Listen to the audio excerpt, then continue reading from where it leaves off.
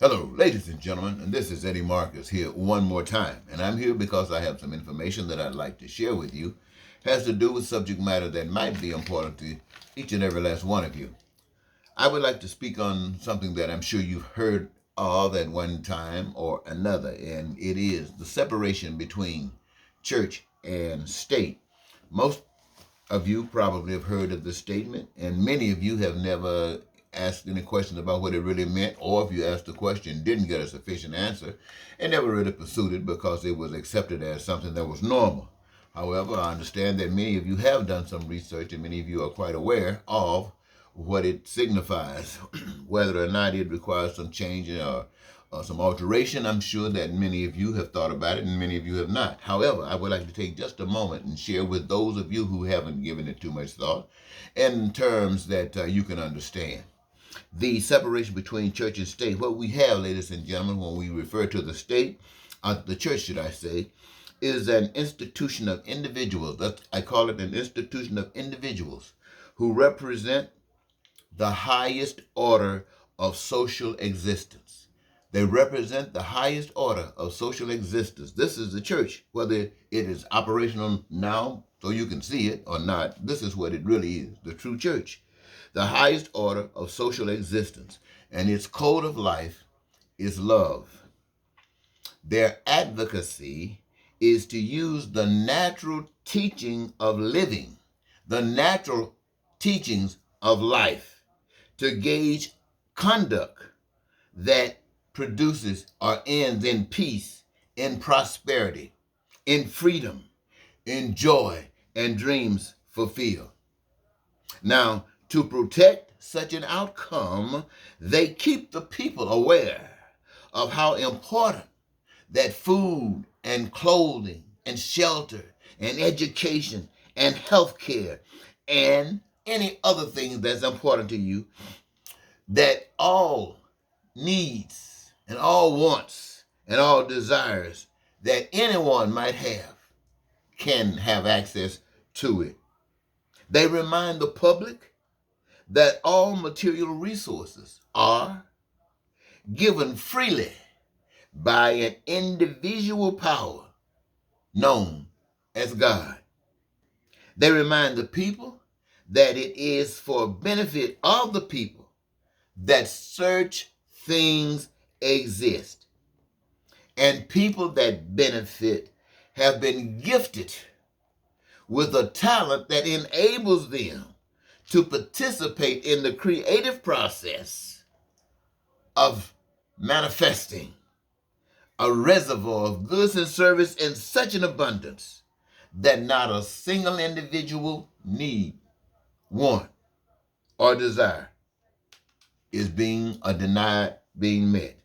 Now, this is a tool of the church.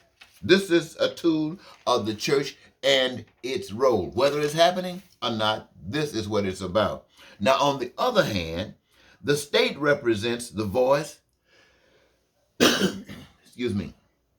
On the other hand, the state represents the voice and ideas of those that have no place for an invisible God.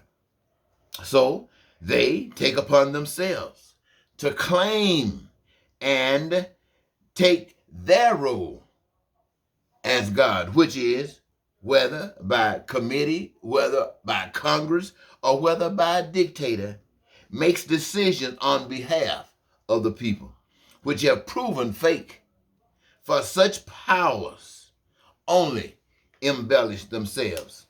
So it is the duty of such governments to do what they do, and that is self-preservation. It is the responsibility of the citizens or the people to make a decision and express your choice, church or state. The decision made will reflect what the people have been taught to accept as normal, righteous or not. Now, notwithstanding a natural disaster that brings the entire population to its knees, the masses of people will continue to stride the wide gate. They will continue the broad way on that path of destruction. While every now and then a few will accept truth, the straight and narrow, and they will graduate this physical world. I say these things to you in reminding you the governments of the world are not your friend. I don't say these things to make anyone angry, to make anyone hate, or to make anyone despise me.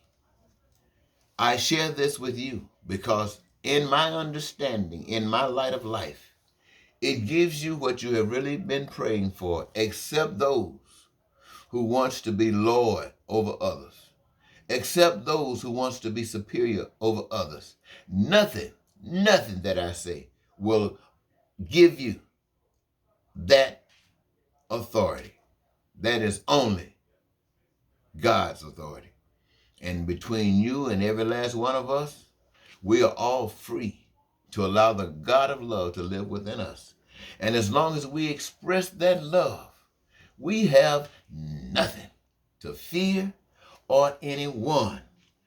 As a nation, as long as we can generate and express that love, we have no fear from any nation on the face of the earth. We will be just as loving and threatening as the sun. It has its place, and so will the sunlight of those who generate love that reflects God.